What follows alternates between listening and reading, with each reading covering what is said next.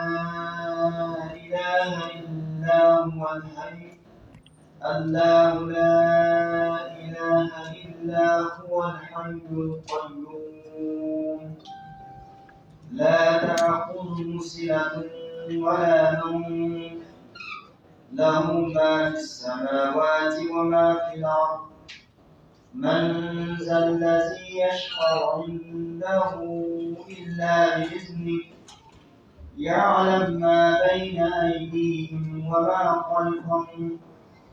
ولا يحيطون بشيء من علمه إلا بما شاء وسع كرسيه السماوات والأرض ولا يؤوده حفظهما وهو العلي العظيم.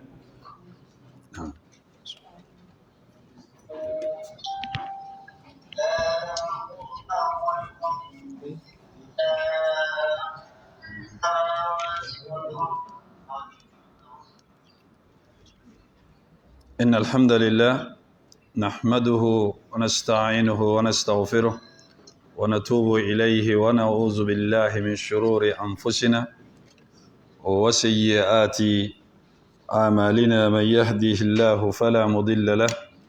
ومن يضلل فلا هادي له وأشهد أن لا إله إلا الله وحده لا شريك له وأشهد أن محمدا عبده ورسوله يا أيها الذين آمنوا اتقوا الله حق تقاته ولا تموتن إلا وأنتم مسلمون يا أيها الناس اتقوا ربكم الذي خلقكم من نفس واحدة وخلق منها زوجها وبث منهما رجالا كثيرا ونساء واتقوا الله الذي تساءلون به والأرحام إن الله كان عليكم رقيبا يا أيها الذين آمنوا اتقوا الله وقولوا قولا سديدا يصلح لكم أعمالكم ويغفر لكم ذنوبكم ومن يطع الله ورسوله فقد فاز فوزا عظيما وأما بعد فإن أصدق الحديث كتاب الله وخير الهدي هدي محمد صلى الله عليه وسلم وشر الأمور محدثاتها وكل محدثة بدعة وكل بدعة ضلالة وكل ضلالة في النار وبعد الرحمن على العرش استوى كما أخبر وعلى الوجه الذي أراد وبالمعنى الذي قال وبالكيف الذي هو أعلم وما قدر الله حق قدره والأرض جميعا قبضته يوم القيامة والسماوات مطويات بيمينه سبحانه وتعالى عما يشركون وقالوا اتخذ الله ولده سبحانه بل له ما في السماوات والأرض كل له قانتون بديع السماوات والأرض وإذا قضى أمرا فإنما يقول له كن فيكون ليس كمثله شيء وهو السميع البصير لا ينام الله تبارك وتعالى ولا ينبغي له أن ينام بيده القسط يرفع ويخفض حجابه نور لو كشفه عن وجهه لأحرقت سبحات وجهه ما انتهى إليه بصره من خلقه وقد انتهى بصره إلى كل شيء من خلقه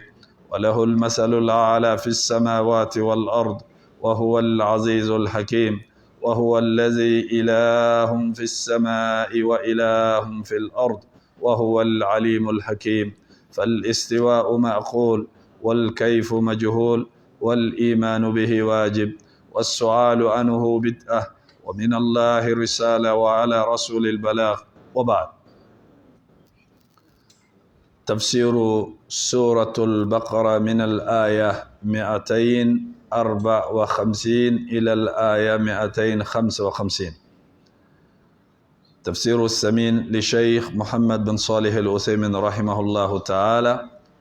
الدرس 83 بعد 200 الحمد لله بل ما أنك الله سبحانه وتعالى أنك تنو أنك فو أنك ولي anka barkada aka herbaw anaka nembaw naka hinew ana kafo samandiya belebelebaw la an kan minnu fanga ka girin hakiliw ka jagabɔli ma minnu ka ca nɛnw ka jateli ani jatelikɛbagaw ani jatelikɛfɛnw ka jateli ma bɛ seereya k'a fɔ batoma tɛ min ni tiɲɛ bato ka kan ni masa rahmanu kelen tɛ ka seereya k'a fɔ alakira muhammad sallallahu alaihi wasallam a ka jɔn do a ka ciden do a ye cilakan lase i n'a fɔ a ka kan cogoya min na n bɛ masaba in deli kisi ani nɛmɛ ani tanuli ani jɔyɔrɔ sankɔrɔ talen a ko k'a ye a ma deli ka jɔyɔrɔ min ɲɔgɔnna kɛ danfɛn ye ka kɔ a ɲɛ n'o ye alakira muhammad sallallahu alaihi wasallam ana dungew n'a ka sahabaw ani mɔgɔ mɔgɔ tugura a ka siratigɛ kɔ ni ɲumanya ye fo ka taa se jɔdon ma b'a fɔ alhamdulillahi allazi bi ni'matihi tatimmu salihat ma sha allahu la quwwata illa billah an bɛ suratul baqara tafsiru la ayatul kursi ka bɔ aya 244 ka bɔ aya 254 kana aya 255 karamɔgɔkɛ min ka tafsiru b'an bolo o de ye sheikh ibn usaymin rahimahullahu ta'ala walanda 287 an kun jɔra yɔrɔ min na o donna o de ye masa subhanahu wa ta'ala ka kuma ye a'udhu billahi minash shaitanir rajim ولا يحيطون بشيء من علمه إلا بما شاء وسع كرسيه السماوات والأرض ولا يؤوده حفظهما وهو العلي العظيم ولا نآيين الله سبحانه وتعالى آيائرا كفردان فيهم وتسك اللمنين don fena kamini ale alaka kow la fo ni min jara ala yɛrɛ ye ni min jara ala ye jɔn bɛ o dɔn o b'a yira ko disi gosi fɛn tɛ yen ni mɔgɔ min n'i ye dɔɔni sɔrɔ dɔɔni na dɔɔni min ni ala y'i kɔrɔta ka n'i disi gosi ala de sɔnna k'a d'i ma ala de ɲɛna i ma ni ala ɲɛna i ma n'i ye jɔn kunnandi ye i kan ka ala de wale ɲuman dɔn i kan ka segin ka na ala de ma ka ala wale ɲuman dɔn a y'o dɔnni min d'i ma a y'o hakɛ min d'i ma kabini fasamandiya la k'i fisaya ni a ka danfɛn sɔn caman ye nka o dɔnni o man ka kɛ sababu ye k'e la muruti k'i la yaada ka yɛrɛ bonya d'i ma walima man ka kɛ sababu yɛrɛ ye kuma dɔw la f'i bɛ taa ala yɛrɛ kɛlɛ ni o dɔnni ye f'i bɛ taa ala yɛrɛ kɛlɛ ni o dɔnni ye kuma dɔ la i b'a ye adamaden minnu bɛ bila diinɛ kɔntoro la n'u bɛ diinɛ sabote mɔgɔ kalanbaliw tɛ dɛ mɔgɔ kalanbali tɛ diinɛ sabote dɛ i b'a sɔrɔ a bɛɛ mɔgɔ kalanni kalan kelen don i n'a fɔ an yɛrɛ b'a fɔ k'a kelen don ka minnu kunkolo ci kalan tɛ mɔgɔ kunkolo ci ala y'a yira mɔgɔ kelen tɛ dɛ ala ka danfɛn bɛɛ lajɛlen ka fara cidenw kan a ye fɛn fɛn di an ma dɔɔni na ko fitinin don o sababu kama ni jɔn ye dɔnta sɔrɔ kabini ala ka dɔnfɛn na a kan ka ala de wale ɲuman dɔn ka segin ka na ala ma a man ka yɛrɛ bonya di a yɛrɛ ma a man ka i yɛrɛ lamuruti k'i yɛrɛ layaada o de la bibi na i b'a ye n'i taara scientifique kunda i b'a sɔrɔ mɔgɔ fililen ka ca olu de fan fɛ ka tɛmɛ scientifique fan fɛ i b'a sɔrɔ mɔgɔ fililen ka ca olu de fan fɛ ka tɛmɛ ka d'a kan ala bɛ dɔnniya modèle dɔ d'u ma dɔnniya min n'a fanga bɛ girinya fo n'i y'a lajɛ aristo ninnu n'a ɲɔgɔnnaw ani dɔnni minnu ni mɔgɔw b'a fɔ ko savants don n'u nana ni dɔnniyaw ye dɔnniya minnu bɛ adamadenw lafili mais i b'a a mɔgɔ nasuguw jateminɛ a fɛn fɛn bɛ yen n'a ka ca i b'a sɔrɔ Allah subhanahu wa ta'ala kelen don ka mun kɛ o la a kelen don k'u kunkolo si bɛɛ ta k'a bɔ a la fo kana kɔfɛ awa si tɛ sa sacogo ɲuman na fo fa ka don a la n'a fɛn fɛn bɛ sa fa bɛ don a la fɛn fɛn de kɔni n'a fɔra ko scientifique don ko ala ye dɔnniya d'a ma n'a ka dɔnniya sababu kɛra ka ala de kɛlɛ a si tɛ sa sacogo ɲuman na munna ka da ka dɔnni bɛ di jɔn ma i ka ala de dɔn mɛ ni dɔnni dira jɔn ma k'i bila ala la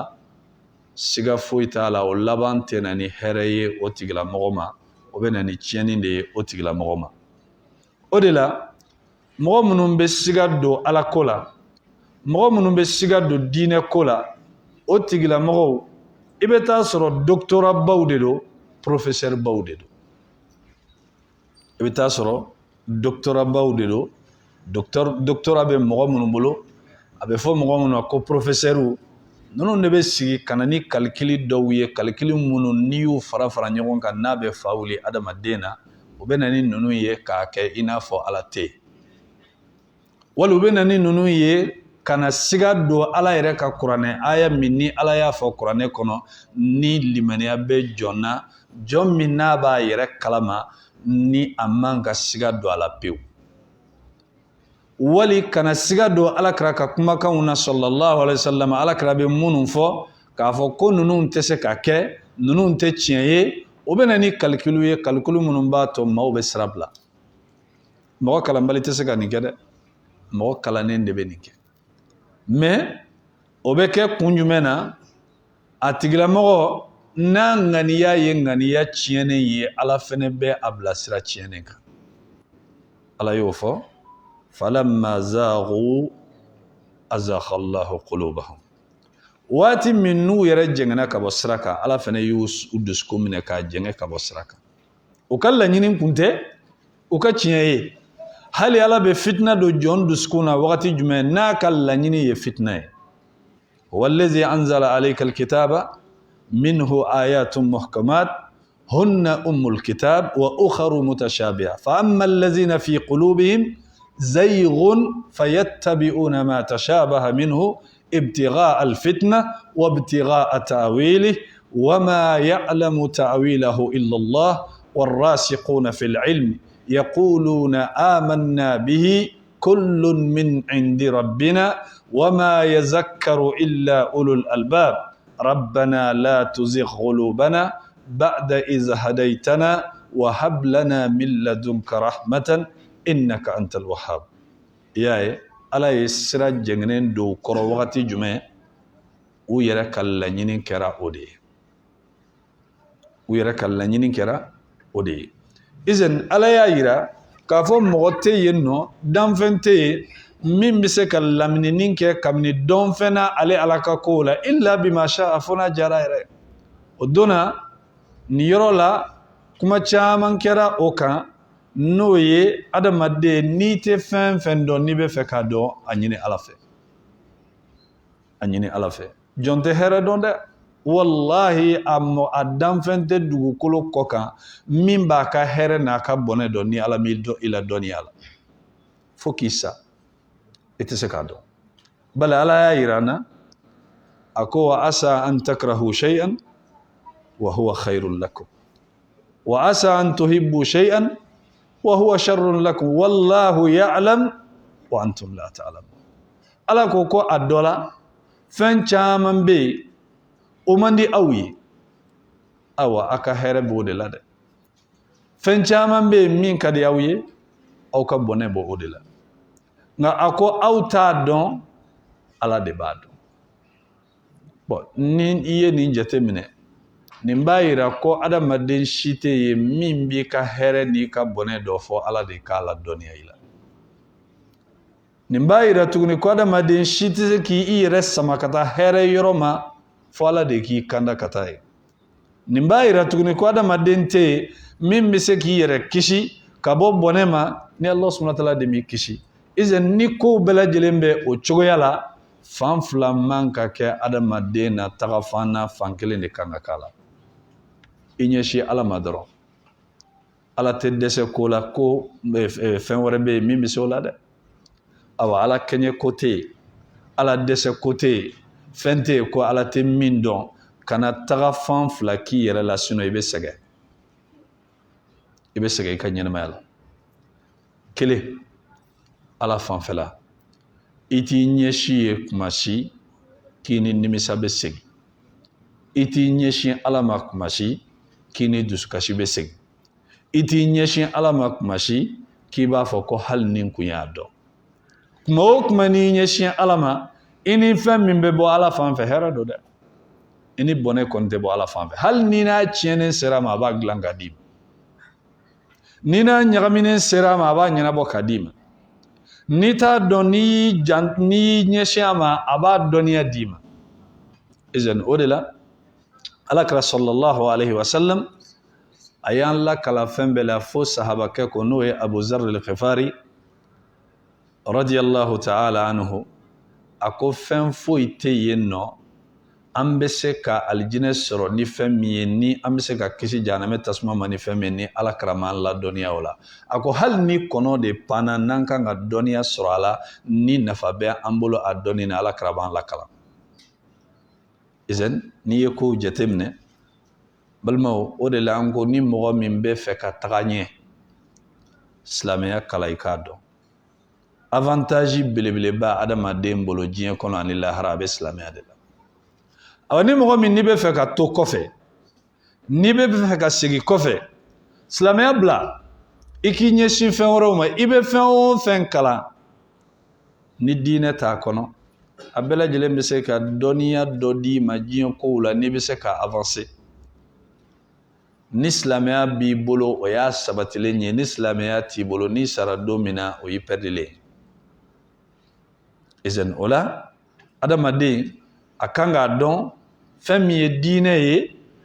a ka diinɛ ta a ka se ka taa avansi la a ka avantage sɔrɔ a ka ɲɛnamaya la silamɛya de bɛ fura di mɔgɔ ma ka sɔrɔ bana wagati ma se silamɛya de bɛ mɔgɔ kɛnɛya ka sɔrɔ i ma bana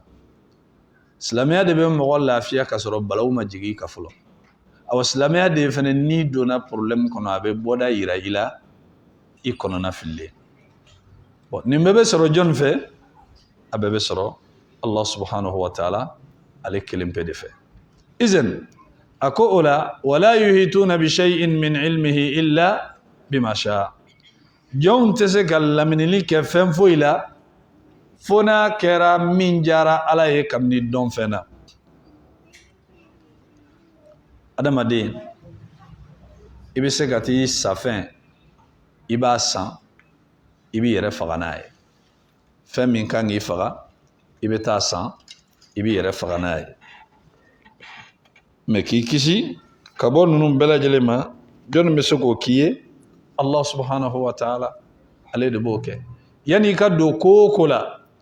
n'a ka ɲi wali n'a ma ɲi o don an kumara istikhara kan istikhara Alakira sallallahu alaihi wa sallam a ye sira caman yira an na istikhara kɔnɔna la min b'a yira k'a fɔ ni maa min bɛ kisi fɛ i jija i ka silamɛya taa sira ta o de la dɔnni kodɔnnaw b'a fɔ la khaba man istakhara mɔgɔ ma perdi maa min ye istikhara kɛ wala nadima man istashara maa fɛnɛ ma nimisa maa min ye kodɔnbaw ɲininka a ka kow la o kan ka kɛ cogo min o kɔrɔ mɔgɔ tɛ nimisa maa min bɛ conseil de ɲini kodɔnbagaw fɛ nka ne kɔni ko kuma o kuma non ne hakili mana n bila yɔrɔ min ne b'o de ta n mago tɛ mɔgɔ ka hakilina la n mago tɛ mɔgɔ ka ladilikan na ne a mana bɛn ma cogo min na n b'a kɛ o cogoya de la e kɔni e fɛnɛ tɛ ban abada f'i k'a fɔ de ko ni n kun y'a dɔn e tɛ ban abada nimisa la kuma o kuma i ni nimisa de bɛ ɲɔgɔn na nimisa min n'i tɛ se ka bɔ a dingɛ kɔnɔ izan Allah subhanahu wa ta'ala ni aya ninnu n'o ye ayatul kursi ye k'a ta kabini a daminɛ fo ka n'a bila laban na aya in bɛ fɛn min yira Ala ka bonya a n'a ka se a n'a ka dɔnni balimaw Ala bɛ kodɔn dɛ n'i ye nin aya in fɛnɛ faamuya i ka ɲɛnamaya kɔnɔ i dusu bɛ salon ko caman na i tɛ dusu kasi fɛn caman nɔfɛ mun na n'i y'a dɔn k'a fɔ ko fɛn min bɛ sankolo ni dugukolo kɔnɔ a bɛɛ lajɛlen ye Ala kelen ta ye o b'a yira ko tɛ yen ko min bɛ se ka kɛ k'a tɛ min kalama ko bɛɛ lajɛlen kelen don n'a ka dɔn ta ye ale de b'a latigɛ ale de bɛ kiiri tigɛ ale de bɛ décider ale de bɛ sɔn a bɛ kɛ ale de b'a bilasira n'i y'o faamuya masiba o masiba mana jigin i kan i b'a dɔn k'a fɔ ko Ala bɛ nin kalama nin bɛ Ala ka se kɔnɔ Ala ye nin latigɛ nin kun tɛ se ka taa kanu da o bɛ na ni fɛn jumɛn ye at-tasliya dususuma o la tuguni Allah subhanahu wa ta'ala b'a fɔ wasi'a kursiyyuhu as-samawati wal ard kabako filɛ yan n balimaw n'i y'a jateminɛ adamaden b'a jigi da fɛn o fɛn kan diɲɛ kɔnɔ n'o ye danfɛn ni Ala tɛ a bɛɛ fɛn fitinin Ala ka bon dɛ awa Ala ye fɛnba fɛn fɛn da n'i b'i jigi da kan Ala fɛ o ye fɛn fitinin ye e bolo fɛn belebeleba don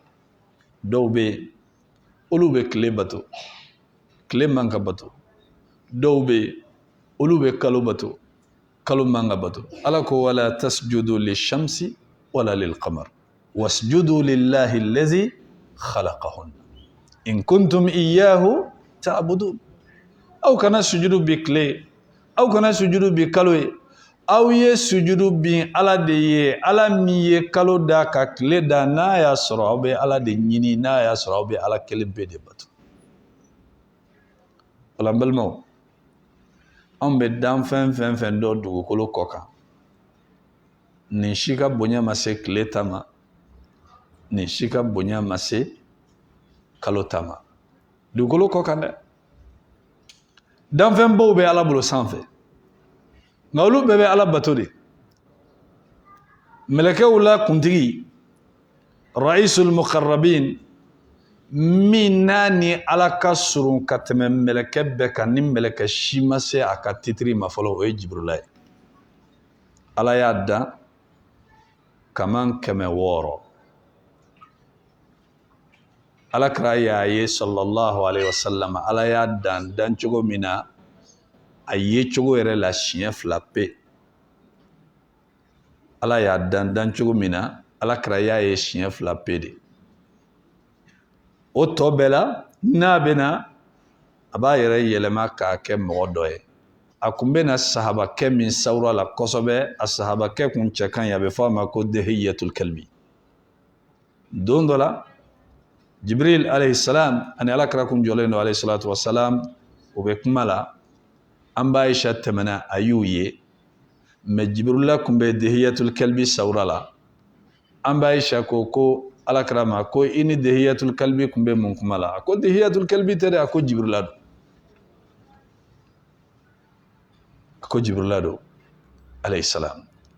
nka Alakira y'a ye siɲɛ 2 siɲɛ fɔlɔ la o kɛra Ala y'a bila a y'i yɛrɛ sawuraya ka sigi chaise ba dɔ sanfɛ sankolo la sanni dugu cɛ k'a bɛɛ fa Alakira bolo a sigilen don sanfɛ filanan na Alakira yɛlɛnen sallallahu alayhi wa sallam ka taa sanayɛlɛn na Alakira y'a jɔlen sɔrɔ tɔmɔnɔ sunba kɔrɔ a bɛ fɔ tɔmɔnɔ sun min ma Sidratul Muntaha a n'a kaman 600 jɔlen don yen ni fan 2 bɔlen a la a ma deli k'a ye a dancogo yɛrɛ la kuma o kuma n'a bɛ na a bɛ na cogo la nka Jibrila bɛ Ala de bato dɛ a n'a ka nin bonya in bɛɛ a bɛ Ala de bato u ko Jibrila kun ko k'a to ka aya jigi Alakira ka sallallahu alayhi wa sallam a kun sirannen don a ma hakili sigi sɔrɔ fo Ala kelen k'a fɔ nazala bihi ruhul amin ko Allah subhanahu wa ta'ala ko ni sanuma min ye danaya mɔgɔ ye a jiginna ni kuranɛ y'i kan ko Jibrila kelen ka nin mɛn de a ye danaya ni hakili sigi sɔrɔ a ka kow la tellement u bɛ siran Ala ɲɛ ninnu ka bon sangolo 7 ni dugukolo 7 tɛ ninnu bolo fɛn ye Ala y'u dan cogo min na Ala yɛrɛ de b'a dɔn nka ni sangolo 7 ni nin dugukolo 7 in Ala yɛrɛ fɛ danfɛn wɛrɛw bɛ yen minnu ye fitinin minnu sangolo 7 dugukolo 7 ye fitinin ye olu fana kɛrɛfɛ o fana tɛ ye o de la ayatul kursi k'a kalan su fɛ k'i da sɛtanɛ tɛ se ka gɛrɛ i la fo ka dugu jɛ an ko mɔgɔ caman b'a fɔ n y'a kalan ma se ka sunɔgɔ sɔrɔ jinɛ sɛtanɛw bolo wali ma se ka sunɔgɔ sogojuguw bolo i b'a kalan wagati min i bɛ cogo di danganiya jumɛn b'i la wali limaniya jumɛn b'i la balima f'an k'a dɔn k'a fɔ ala ye minnu fɔ tiɲɛw don dɛ alakira ye minnu fɔ sallallahu alaihi wasallam tiɲɛ don n'i ye défaut sɔrɔ baara la dɔrɔn a tɛ baara la dɛ a bɛ baara kɛbaga de la izan a ko wasi'a kursiyyuhu samawati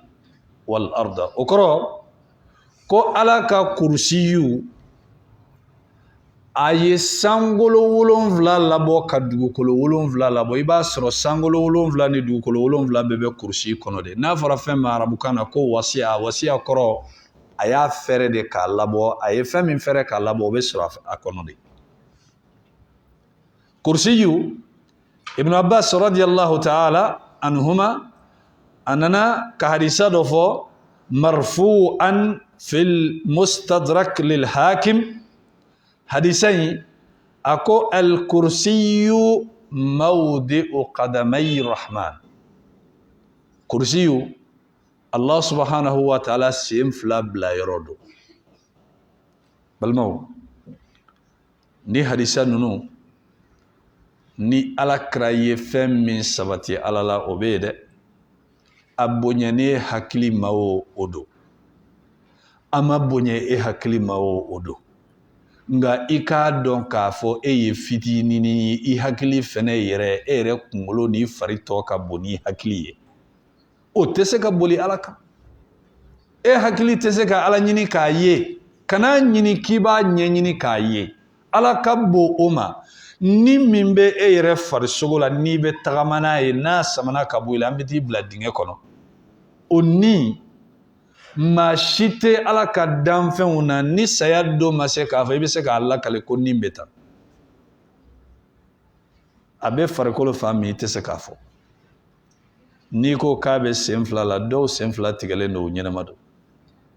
n'i ko k'a bɛ bolo 2 la dɔw bolo 2 tigɛlen don o ɲɛnama don i tɛ se k'a fɔ ko nin bɛ fan kelen min fɛ bon maa minnu bolo 2 tigɛra yanni bolo ninnu ka tigɛ nin kun b'u la wa t'u la a kun bɛ yen maa minnu sen 2 tigɛra yanni sen 2 ninnu ka tigɛ nin kun bɛ yen wa a tɛ yen a bɛ yen nka maa si tɛ se k'a fɔ ala y'a fɔ alakira ɲɛna sallallahu alaihi wa sallam wa yas'alunaka ani ruh muhammadu bɛ n'i ɲininka ni kɔɲɛ la quli ruhu min amri rabbi a f'u ɲɛna ko ni o ye ne daba ma ala ka sɛkɛrɛ ye don yɔrɔ tɛ danfɛn bolo o la o aya yɛrɛ de kɔrɔ ala ko wa ma utitum min al-ilmi illa qalila ko foyi ma di aw ma dɔnni na fo fitini bon e adamaden fɛn min bɛ e yɛrɛ la o caman de bɛ yen e ka dɔnniya ma se ka fɛn minnu dɔn ne bɛ ka kuma sisan aw tulo b'a la o nka dɔ ka kuma in kulɔru fɔ kɛ dɔ k'a fɔ k'a ɲɛ bɛ kuma la dɔ k'a fɔ k'a bɛ kuma mankutu mɛ nkalon tɛ o mɛ mɔgɔ si tɛ se ka kuma mankutu k'a bɛ tan k'a bɛ tan k'a bɛ tan e pourtant kuma ye danfɛn ye maa tɛ se ka nkalontigiya a bɛ e yɛrɛ la a bɛ mɔgɔ wɛrɛ la e ma se k'o lakale e ma se k'o dɔn o bɛ dɔn cogoya min na ni ko min fɔra ala la e fɛnɛ b'a fɔ k'i bɛ hakili kɛ k'o ɲini ne hakili ma se k'o ye ko cɛ ko ne sɔnnen tɛ nin ma ne dalen t'o la cogo di fɛn joli b'e la ne b'a dɔn k'o ye tiɲɛ ye i ma se k'u dɔnniya dɔn e sɔnnen don olu ma e bɛ taa miiri ala la cogo di ala ka bon i ka miiri fɛn ma i k'a dɔn k'a fɔ ala de ye fitinin in dan ka hakili d'i ma n'ala y'a yiri la ko i hakili t'a ye kana ɲini sen b'a la da la alakira de y'a fɔ o tɛ nkalon ye kan'a fɔ k'i bɛ ala sen ni adamaden danfɛn de sen suma o de ye balawu ye o de ye masiba ye o de ye problème ye walillahi almasalul ala mankutu kɔrɔtalen bɛ ala de ye ala ye adamadenw ni danfɛn minnu da n'i ko i bɛ hali danfɛnw yɛrɛ sen suma ɲɔgɔn ma o bɛ se ka suma wa mɛnɛmɛnɛni sen b'a la wa sen t'a la sama sen b'a la wa sen t'a la dɔ k'i jɔ k'a bɛ mɛnɛmɛnɛni sama sen suma kɛ kelenw don ni sama y'i jɔ mɛnɛmɛnɛni kan a bɛ ye a tɛ ye nga sama ye sama de menemeneni ye menemeneni de e danfɛn de ye adamaden de ala ye ala de ni mankutu fɔra e la min bɛ ye ka mankutu fɔ ala la min bɛ ala la ni tɔgɔw kɛra kelen ye i hakili kana tiɲɛ k'a fɔ k'i b'o suma ɲɔgɔn ma limaniya min y'a fɔ a dɔnbaga de y'a fɔ maa si tɛ ala dɔ ka tɛmɛ a yɛrɛ kan ni ala ko min b'a la o b'a la dɛ n'a ko min t'a la o t'a la maa si tɛ ala dɔn ka tɛmɛ alakira kan sallallahu alayhi wa sallam ni alakira ye min fɔ k'a fɔ k'o bɛ ala subhanahu wa ta'ala la o bɛ yen de e kan'a fɔ k'i bɛ fɛn i b'i yɛrɛ bila yɔrɔ la yɔrɔ min n'i ma se o yɔrɔ ma izan a ko wasi'a kursiyuhu samawati wal arda masa subhanahu wa ta'ala ka kursiyu o ka bon ni sankolo 7 ani dugukolo 7 bon kursiyu ibn abbas ale de ka kuma don alakira ko sallallahu alayhi wa sallam a ye duwawu kɛ jɔn ye kuranɛ tafsiru la ibn abbas dɛ alakira ye duwawu k'a ye kuranɛ tafsiru la o sɔrɔla cogo di don dɔ la su fɛ a taalen si a banicinin fɛ a banicinin maimuna min furulen don alakira ma sallallahu alayhi wa sallam ibn abbas y'a dabɔ a kama ka taa da alakira ka so kɔnɔ pour que a ka se ka alakira ye a bɛ ko minnu kɛ a k'a kalan a kun bɛ dɔnni ɲini cogoya min na maa si tɛ dɔnni ɲini a kɛcogoya la ibn abbas radiyallahu ta'ala anhu a kun bɛ a ka sɛbɛnnikɛfɛn ta ka taa sahaba min n'a fɔra ko dɔnni b'a bolo a bɛ t'i sigi a ka soda la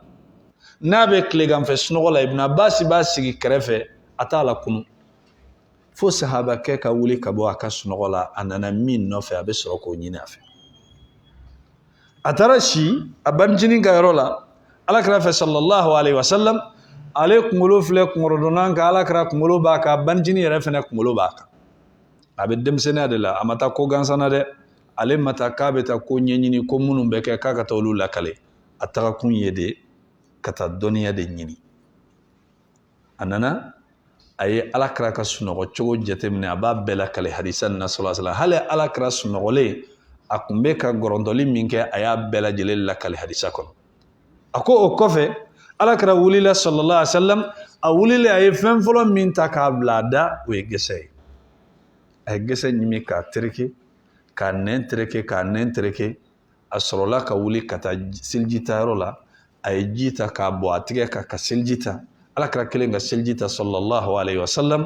o kɔfɛ a wulila ka na seli daminɛ ibn abbas ɲɛ bɛ nin bɛɛ la a fɛnɛ wulila ka taa ka seliji ta a nan'i jɔ alakira numanyan fan fɛ sallallahu alayhi wa sallam alakira y'a ta tulo ma k'a labɔ a kɔfɛ ka n'a jɔ kini fan fɛ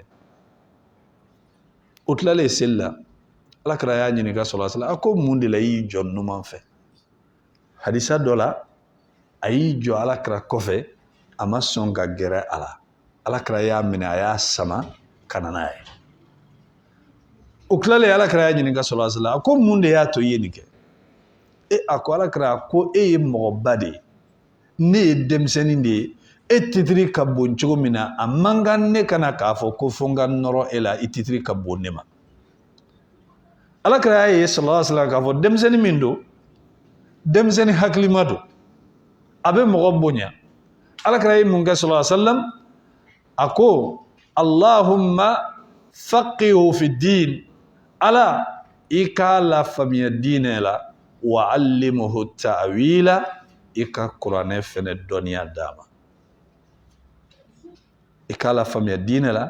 i ka kuranɛ dɔnniya d'a ma o de la umaru kun b'a ladon badiri cɛkɔrɔbaw kan o kun ma diya sahaba cɛkɔrɔba dɔw ye olu ko denw bɛ anw yɛrɛ bolo an tɛna ni an denw ye mun de la umaru bɛ ibn abbas ta k'a ladon anw kan nin yɔrɔ la ka sɔrɔ denw bɛ an yɛrɛ bolo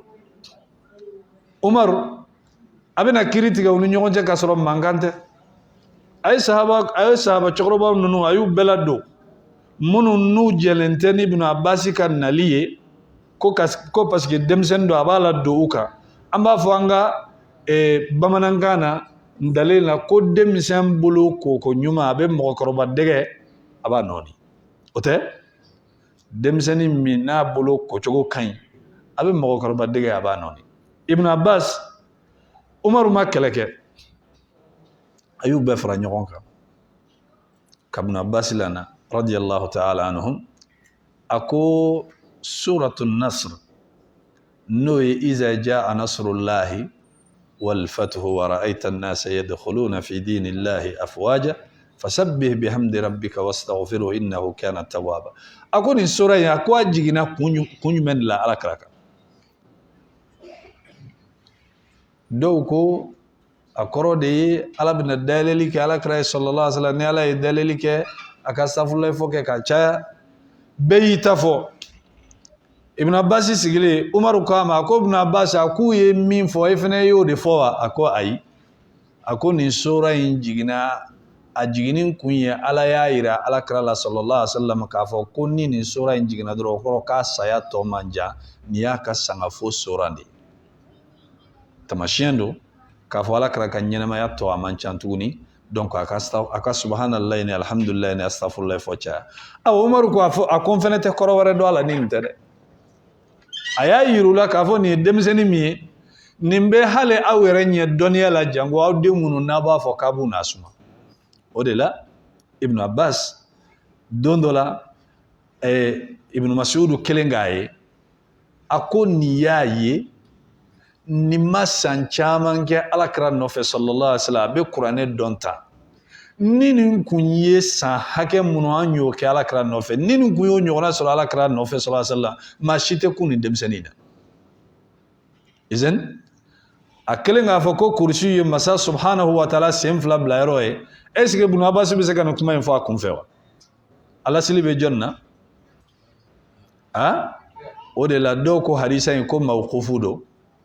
Mawqufu kɔrɔ min bɛ jɔ Ibn Abbas la. Dɔw ko hadisa in marfu don min sabatilen don n'o ka kɛnɛ, o de ye rafu ye. Ka d'a kan nin ye yɔrɔ min ye majalul aqida yɔrɔ, o tɛ fɛn ye ko k'a fɔ Ibn Abbas bɛ se ka ijtihadu kɛ k'a bɛ kunfɛ kuma kɛ nin yɔrɔ la. Nin kuma in a bɛ kɔrɔtan ka se fɔ Alakira de ma sallallahu alaihi wasallam.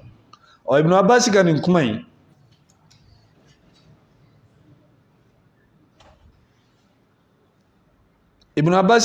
in dɔw y'u kanto ko non ko Ibn Abbas ka nin kuma in k'a tɛ se ka saniya, k'a tɛ se ka kɛnɛya, ko parce que k'a bɛ minɛli kɛ ka bɔ Israëliyaw ma. Israëliyaw ye mun ye? N'a bɛ tali kɛ ka bɔ Juifs ma ka caya. K'a sɔrɔ Bukhari a y'a kɛnɛya k'a fɔ Ibn Abbas radiyallahu ta'ala anhuma annahu kana yanha anil akhzi ani bani Israël. A tun bɛ balili kɛ kuranɛ tafsiru ni kow la u kana tali kɛ Juifs fɛ. Nin de ka kɛnɛ. Bon ni min ni o fɔra ahlu sunna wal jamaa u ka dɔnnikɛlaw fanba bɛɛ lajɛlen ko ko kursiyu k'o ye masa subhanahu wa ta'ala a sen bila yɔrɔ ye. Sheikhul Islam jazama bi haza n'o ye Ibn Taymiya ye a n'a ka kalanden Ibn al-Qayyim, olu fana ye nin de sabati. Olu ye nin de sabati no min ahli al-ilmi wa tahqiqi, dɔnni dungew ni hakika dungew la olu bɛɛ lajɛlen y'a sabati k'a fɔ ko kursiyu ko Allah subhanahu wa ta'ala sen fila bila yɔrɔ don. Dɔw ko kursiyu ko Ala ka dɔnni don, wali dɔw ko kursiyu ko de ye l'arshi ye. Ayi, o sahalen tɛ. Kursiyu ani l'arshi tɔgɔ filaw don, kelenw tɛ o. Kursiyu bɛ kuranɛ kɔnɔ, l'arshi bɛ kuranɛ kɔnɔ. Donc kursiyu a damana fɛn don, l'arshi fana a damana fɛn don. Ka kursiyu tafsir k'a kɛ Ala ka dɔnniya ye ani tiɲɛ ka jan, an'o ka jan. Izan o ko min ye sahihu ye, ka d'a kan innal arsha a'zam wa awsa wa ablagh. L'arshi o ka bon, o fɛrɛlen don ka tɛmɛ kursiyu kan. Bal a nana hadisa la ka bɔ Ibn Abbas yɔrɔ, a ko massamawatu sab'u wal araduna binisbati lil kursiyyi illa ka halaqatin ulqiyat fi falatin min al ard. A ko sangolo 7 ani dugukolo 7 ninnu bɛɛ mana fara ɲɔgɔn kan k'olu jate bɔ kurusiw kɛrɛfɛ n'o ye masa subhanahu wa ta'ala sen fila bila yɔrɔ ye a ko a b'i n'a fɔ i ye bolonanɛgɛnin ta k'a fili kungokolon kɔnɔ n'i ye bolonanɛgɛ ta k'a fili kungokolon kɔnɔ a bɛ ye wa a tɛ ye o kɔrɔ ala ko wasi'a kursiyuhu samawati wal arda ala ka kursiyu ye sangolo 7 ni dugukolo 7 a ye ninnu bɛɛ lajɛlen datugu o kɔrɔ sangolo ni dugukolo tɛ ye kursiyu kɛrɛfɛ ala ka bɔ e bɛ fɛn jumɛn ɲini min bɛ bonya ka tɛmɛ sangolo ni dugukolo kan diɲɛ in kɔnɔ an mana lajɛli kɛ fɛn o fɛn la an b'a sɔrɔ ni sangolo min ni anw ɲɛ b'a la maa si ma deli ka s'a dan na maa si ma deli k'a ye ka s'a dan na ni dugukolo min fɛnɛ n'an b'a sanfɛ maa si ma deli ka se a dan na idan Allah subhanahu wa ta'ala ko wasi'a kursiyyuhu samawati wal arda ako hadisa in kono wa inna fadla al arshi ala al kursiyyi ka fadli al falat ala tilka al halaqa ako kursiyu fɛnɛ o fɛnɛ fisamandiya l'arshi fɛnɛ fisamandiya kursiyu sanfɛ ako o b'i n'a fɔ o kungokolon in ka dɔgɔn bololanɛgɛ in ka dɔgɔ o kungokolon in kɔnɔ cogo min o kungokolon in fɛnɛ mana bonya cogo o cogo o fɛnɛ ka dɔgɔn l'arshi fɛnɛ kɛrɛfɛ alakira ko sallallahu alaihi wasallam ko l'arshi maa si tɛ se k'a fɔ k'a se a dan na ni ala yɛrɛ tɛ mɛlɛkɛ minnu b'a ta a ko hadisa la ala ye jɛn di yan ko mɛlɛkɛ ninnu ka baro kɛ a dɔ la kelen mankutu kan a ko ka bɔ mɛlɛkɛ in tulo la ka na se a kama na panfɛn bɛ san 700 de kɛ pani n'a tulo ni a kama ɲɔgɔn cɛ o ye mɛlɛkɛ kelen de ye minnu bɛ l'arshi ta Allah subhanahu wa ta'ala kelen ka l'arshi dilan ka ban a ye mɛlɛkɛw yamaruya k'u k'a ta mɛlɛkɛw ko k'u b'u ɲun a kɔrɔ asaru dɔ la mɛlɛkɛw ko k'u b'a ta u dɛsɛra ala ko aw tɛ se k'a ta f'a k'a fɔ de la hawla wala quwwata illa billahi al-aliyyil azim a tɛ se mɛlɛkɛw kelen ka la hawla wala quwwata illa billahi al-aliyyil azim o kelen k'o fɔ waati min o ye l'arshi ta izen balimaw an k'an tigi ala dɔn adamaden bɛ fɛn o fɛn bato a b'i dulon fɛn o fɛn ni ala tɛ a bɛɛ fɛn fitinin nka ni adamaden ye ala dɔn a tɛ se ka fɛn wɛrɛ kanu min bɛ diya ye ka tɛmɛ ala kan ni adamaden ye ala dɔn a tɛ se ka fɛn wɛrɛ bonya min bɛ diya ye ka tɛmɛ ala kan idan ako wasi'a kursiyyuhu samawati wal arda wala ya'uduhu hifzuhuma yaye sangolo 7 ni dugukolo 7 a ko ninnu fila kɔlɔsili o tɛ ko ye ko min ka gɛlɛ ale ala ma k'o ye ko giriman ye o kɔrɔ an b'a fɔ min ma ko c'est petit affaire kɔrɔ ko nin ye ko fitinin ye nin ye ko fitinin de ye izen wala ya'uduhu hifzuhuma sangolo 7 ni dugukolo 7 ninnu fila kɔlɔsili tɛ ala bolo ko gɛlɛman ye ko fitinin do bon ni sangolo ni dugukolo 7 kɔlɔsili ma kɛ ala bolo koba ye minnu b'a kɔnɔ olu ye koba de an tɛ foyi ye ala ka ko la an ye fɛn fitininw de ye ala ka ko la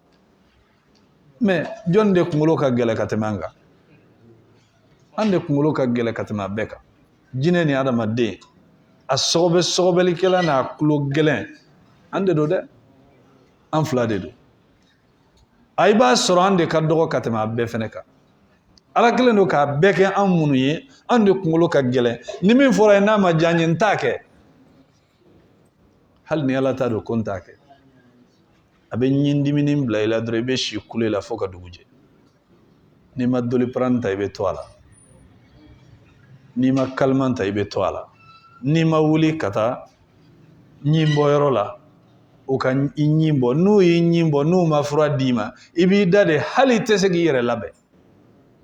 o dun ye ɲin de ye nka i bɛ tulo gɛlɛya ni ala ka ko fɔra i ye maa min b'a disi gosi k'a yɛrɛ jama k'a yɛrɛ kafa i b'a sɔrɔ adamaden de don k'a sɔrɔ ala ka danfɛnw na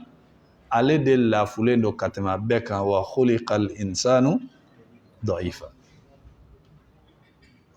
i b'a ye kuma dɔ la ni dɔw ye ɲɛbɛrɛ ye o su bɛɛ la u tɛ sunɔgɔ wali n'u ye sirantere yera so min kɔnɔ u tɛ se ka sunɔgɔ o so kɔnɔ fo ka taa sunɔgɔ so wɛrɛ kɔnɔ adamaden mun ye fɛn fitinin izen ala y'a yira wasi'a kursiyyuhu samawati wal arda wa la ya'uduhu hifzuhuma wa huwa al-aliyyul azim sangolo 7 ni dugolo 7 ninnu kɔlɔsili tɛ ko ye ko min ka gɛlɛ ala bolo koyi a ko wa huwa al-aliyyul azim a ko ale kelen pe de ye